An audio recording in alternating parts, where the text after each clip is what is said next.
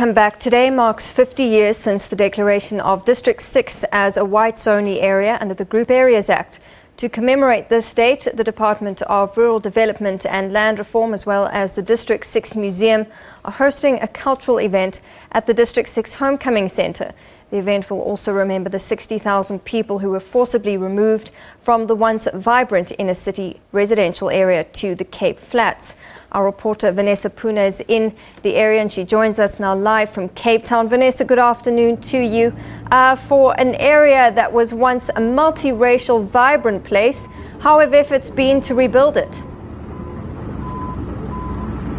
Natasha, good afternoon to you. Yes, plans are afoot for the third phase of the redevelopment of District 6. At the moment, I'm standing in District 6 and behind me you can see the construction site in full swing. We have bulldozers back in District 6 today, but not as part of the forced removals that we've seen happening in the 1960s, 70s and 80s. But instead the bulldozers, Natasha, are here today to clear the way for the third phase of the redevelopment, which will see 106 housing units built. Now, we've spoken to the Department of Rural Development and Affairs earlier on today, saying that we expect the first batch of homes to be completed by as early as August this year, with a final total of over 106 to be completed by 2017.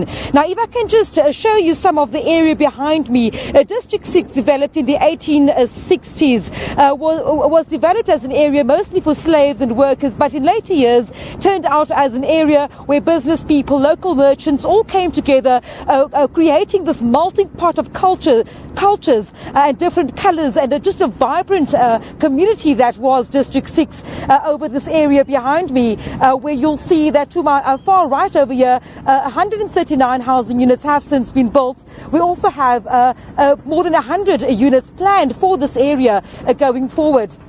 Now, at the moment, at the Moravian Chapel, just towards my right-hand side, a ritual of remembrance is taking place, where a host of community members, as well as claimants and beneficiaries, representatives from the department and also the District 6 Museum, have come together, have walked from the Homecoming Centre as the District 6 Museum to this Moravian Chapel here, where storytelling is currently underway. People talking about their experiences living in District 6, but also the harrowing experiences of having to leave the areas when the bulldozers came in all those years ago, destroying the only lives they knew. People telling these stories and also saying to us that it's very important to remember where they have come from, what had taken place in District 6. Various projects underway as part of creating or recreating or preserving this memory of this vibrant society that once was. Now plans afoot to bring people back into the area, although the process has been relatively slow. We've also heard from the department saying that at the time of the forced removals, District 6 was as big as 150 hectares. This has shrunk to almost a third now, where people, up to 60,000 of them, were taken from, and where the department now has to bring people back into the area, which is one of the challenges that the department is facing, also cited as one of the reasons for the slow pace of redevelopment in District 6.